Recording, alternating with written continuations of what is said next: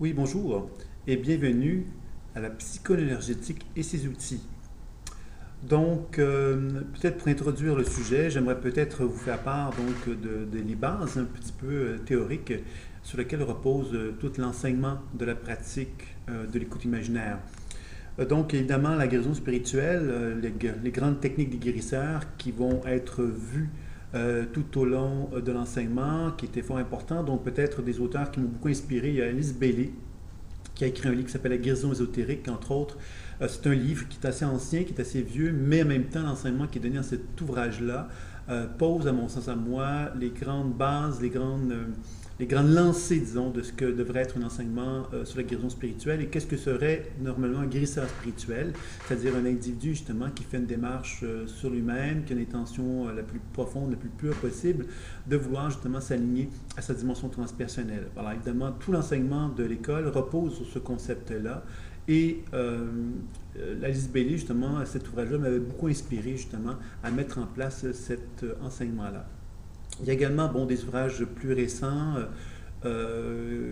qui vont servir un petit peu de base par rapport à l'enseignement. Bon, il y a évidemment Barbara Brennan qui a écrit un livre sur les soins énergétiques et non pas sur l'intuition. Il faut savoir que Barbara Brennan a proposé des enseignements qui sont très similaires à ceux que j'ai reçus, moi, il y a plusieurs années, une vingtaine, 20-25 ans, avec Ron Young, qui est un guérisseur spirituel, qui enseignait certains enseignements qui provenaient des États-Unis, de la Californie. Et Barbara Brennan a reçu des enseignements similaires, de maîtres similaires à ce que Ron proposait comme enseignement. Donc, évidemment, c'est les grandes bases énergétiques qui sont proposées à ce moment-là. Donc, les grandes techniques, le toucher thérapeutique, les soins énergétiques tels que la chélation qui sont présentés dans le livre de Brennan, sont entre autres des techniques qui sont proposées. L'important de l'enseignement ici avec la pratique de l'écoute imaginaire, c'est de combiner le travail énergétique avec le travail intuitif de façon justement à ce qu'on soit capable de comprendre qu'est-ce qui anime le champ énergétique et quelles sont les perturbations ou les déséquilibres qui peuvent se présenter à nous tout au long d'un soin afin que l'on s'adapte aux soins énergétiques grâce à ces perceptions intuitives que l'on va avoir. Donc ça, c'est un élément très très important qui est proposé dans la pratique de l'écoute imaginaire. Il y a la thérapie psychocorporelle. Donc j'ai été formé moi dans une école de thérapie psychocorporelle. Donc il y a des enseignements qui sont proposés aussi autour de la psychothérapie corporelle. Il y a évidemment les travaux, les écrits de William Reich qui m'ont beaucoup inspiré. Il y a également, j'ai eu la chance également de travailler avec la psychopolarité, qui est une approche un petit peu énergétique, mais dans laquelle il y a un travail corporel et un travail psychologique qui est effectué. Donc, bien évidemment, c'est un enseignement qui m'a inspiré. Et bien évidemment, ma volonté d'enseigner l'écoute imaginaire a été, en fin de compte, une volonté de synthétiser, de faire une synthèse des approches de guérison classiques, des approches intuitives, de combiner donc les approches intuitives avec les soins énergétiques, mais aussi également de tenir compte du corps, de la réalité corporelle, donc de mettre en évidence une genre de médecine, un genre de technique de soins autour de la relation psyché-corps. Donc ça a été un objectif qui était qui était très porteur pour moi. Et dans le cadre de l'école, bien évidemment, qu'on va tenir compte de cette réalité-là. Il y a également l'hypnose érectionienne de Milton Erickson, dont les questions, évidemment. Donc l'hypnose, évidemment, c'est des techniques de suggestion. Inévitablement que quand on est un thérapeute intuitif, on travaille avec la suggestion, c'est bien évident. Il suffit simplement de faire une prédiction à une personne pour comprendre, évidemment, que ce qu'on lui donne comme information à ce moment-là a un impact sur sa vie. Donc c'est une suggestion qui peut être positive ou négative. Donc on tient compte de cette réalité-là pour bien savoir comment communiquer à notre partenaire les potentiels qui peuvent être en lui, de façon à ce qu'on puisse l'aider et non pas le nuire. Donc ça, c'est un élément important. Donc tous les travaux de l'hypnose érectionienne ont été également une source d'inspiration assez importante dans le cadre de l'enseignement et on en tient compte évidemment dans la consultation, tout comme dans un cadre d'enseignement scolaire. Il y a également la physiologie énergétique. La principale physiologie énergétique dont je me suis inspiré, c'est la médecine chinoise, pour la simple raison que je la trouve exceptionnellement riche, exceptionnellement intéressante. Contrairement à ce que l'on peut penser, je ne parle pas ici des méridiens d'acupuncture, mais je parle vraiment de la physiologie énergétique des organes qui ne tient pas compte des méridiens d'acupuncture. Et c'est une médecine qui est vraiment en harmonie avec la pharmacopée chinoise. Donc, on va beaucoup moins travailler sur les points d'acupuncture ou sur les méridiens, mais on va davantage travailler sur les organes et les mouvements énergétiques associés aux organes. Et ça, c'est un travail qui m'a beaucoup intéressé. Donc, dans le travail intuitif, on tient beaucoup compte de cette réalité-là. Et évidemment, ça nous amène à avoir une compréhension aussi du fonctionnement énergétique ou psycho-énergétique d'un être humain. Alors, c'est quelque chose qui est très, très intéressant.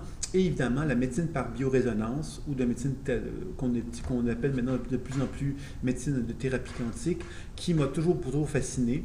J'étais un des premiers en Amérique du Nord à acheter l'appareil de photographie Kilian selon la méthode de Peter Mandel, qui était un Allemand, qui permettait de photographier donc ce qu'on appelait l'aura à l'époque, mais qui était surtout orienté sur la mesure énergétique des bioélectriques des méridiens acupuncture.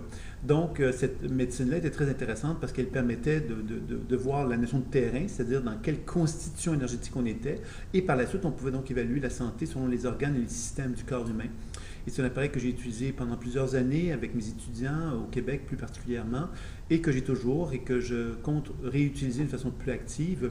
Donc ça, c'est un aspect qui m'a beaucoup intéressé. J'ai plus récemment également un appareil qui tient compte de la cohérence cardiaque, mais qui fait également une mesure au niveau des méridiens acupuncture et des chakras, qui permet donc d'avoir une vision assez complète là, de la santé, qui nous permet de faire des mesures avant et après un soin très rapidement. Donc, c'est un autre appareil qui m'a beaucoup intéressé au niveau de la mesure. Et je me suis toujours intéressé à des appareils donc, de soins également autour de la médecine quantique. Donc, j'ai eu une compagnie au Québec où j'ai tenu à vouloir présenter des produits de cuivre. Les produits de cuivre, l'avantage qu'ils ont, c'est qu'ils permettent de favoriser une circulation énergétique dans le corps et de rendre le corps plus vivant, plus réceptif aux perceptions intuitives, qu'elles soient visuelles, auditives ou sensitives, tout en amenant donc la notion de mieux-être. Et évidemment, je me suis beaucoup intéressé aux produits de magnétique, donc les bracelets et tous ces produits-là, mais évidemment des appareils de champ magnétique pulsé que j'ai utilisé beaucoup avec la photographie Kilian d'ailleurs. Et autour des produits de cuivre, j'ai travaillé également donc avec des appareils de biorésonance, toujours autour du cuivre, dans lequel il y avait tout le concept de l'énergie libre qui était mis en évidence. Ça m'a toujours intéressé beaucoup de proposer, d'envisager l'idée que l'on pourrait soigner les gens, non pas avec des appareils électriques, mais des appareils vraiment qui sont davantage munis d'antennes capables de capter l'énergie cosmique.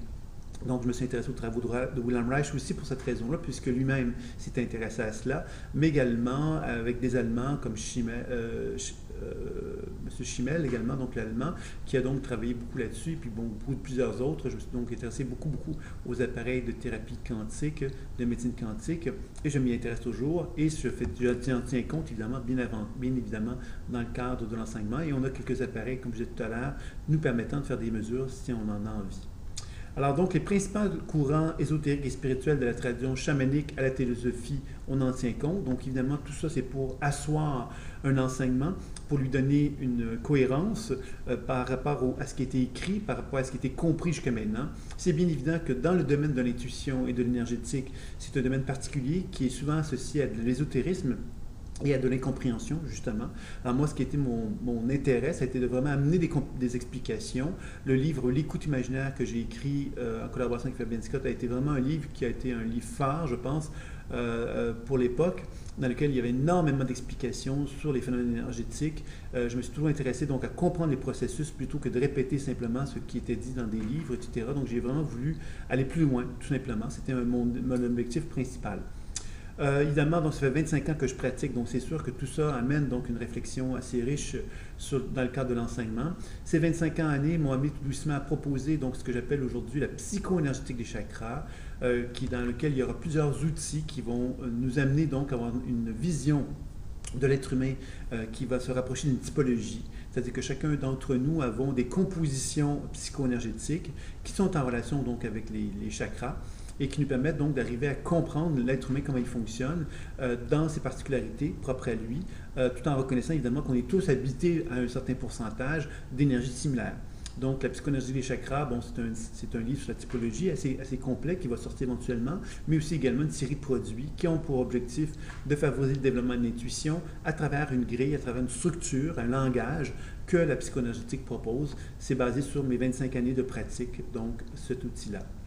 Il y a évidemment donc de nouveaux outils qui vont s'ajouter à cela, donc avec des nouveaux enseignants également qui vous seront présentés tout au long du développement des activités de l'écoute imaginaire dans ce site, et dans lequel on va mettre l'emphase, évidemment, bon, sur les typologies dont je vous ai parlé tantôt, sur la psychoénergie des chakras, mais bien évidemment, on va chercher aussi à inclure de nouveaux enseignements qui vont permettre d'enrichir la pratique intuitive dans le cadre de l'enseignement. Donc, il y a le travail corporel, donc le yoga, entre autres, qui va être utilisé, la respiration, qui est utilisée également. des typologies autres que la psychoénergétique des chakras, encore là pour enrichir le langage, toujours dans un objectif de favoriser une compréhension de l'être humain et d'enrichir le développement intuitif. C'est vraiment un élément fort important pour moi.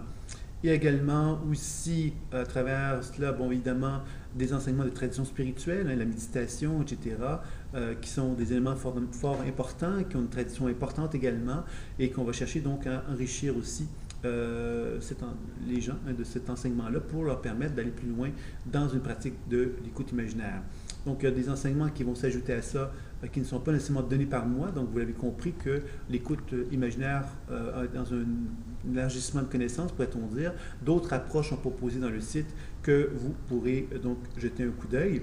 Très sommairement, évidemment, toujours dans les outils, bon, on l'a vu qu'il y a les techniques intuitives de l'écoute imaginaire qui permettent donc de conscientiser les manifestations. Alors, quand je me mets en relation avec un champ énergétique, les techniques intuitives vont me servir justement d'établir un genre de langage avec le champ énergétique pour en arriver à comprendre la raison d'être.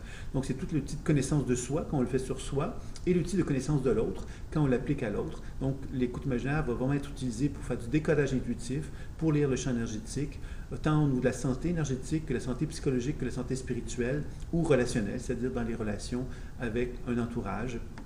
Les techniques de déprogrammation, qui ont déjà été un petit peu présentées dans d'autres présentations vidéo, ont pour objectif donc de libérer la mémoire. Donc, on va travailler sur les perceptions imaginaires et intuitives que l'on a pour travailler et interagir avec elles afin de libérer les programmations, les aspects figés qui peuvent être associés aux perceptions que l'on pourrait observer. Les techniques énergétiques vont avoir pour objectif, évidemment, de favoriser la circulation énergétique. Il y a la dynamisation psychoénergétique des fascias, qui est une technique qui finalement représente, je dirais, l'ensemble de l'enseignement des techniques énergétiques qui sont proposées dans le cadre de l'école, dans lequel on inclut donc plusieurs techniques de guérison, mais également les techniques des fascias, qui est une technique que je considère très importante et qui a pour objectif donc de combiner le travail de décodage intuitif, de déprogrammation et de soins pour favoriser donc un soin le plus complet possible dans lequel la relation psychique-art va vraiment être utilisée.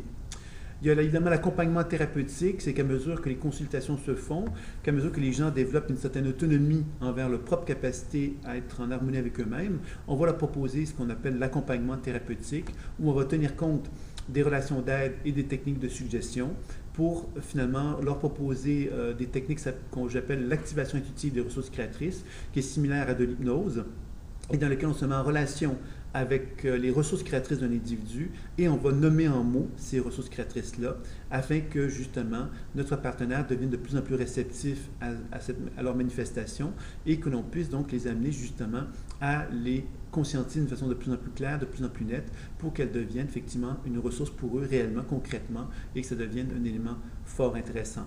Il y a un nouveau volet que je vous parle très seulement qui s'appelle la multiconscience thérapie qui fait partie de l'accompagnement thérapeutique dans lequel on va simplement proposer, on part du principe dans la multiconscience thérapie que le champ énergétique est animé par plusieurs états de conscience différents, distincts. Je peux par exemple avoir une victime en moi et une autre facette de moi qui est une facette de dominant par exemple, pour vous donner des exemples. Donc dans un champ énergétique, on a plusieurs énergies pouvant vivre dans un espace commun qui est notre corps, notre conscience, notre champ énergétique, mais en même temps, ces états de conscience-là ne sont pas toujours en harmonie les uns avec les autres. Donc, ça peut entraîner des perturbations, ça peut inhiber le développement de notre personnalité.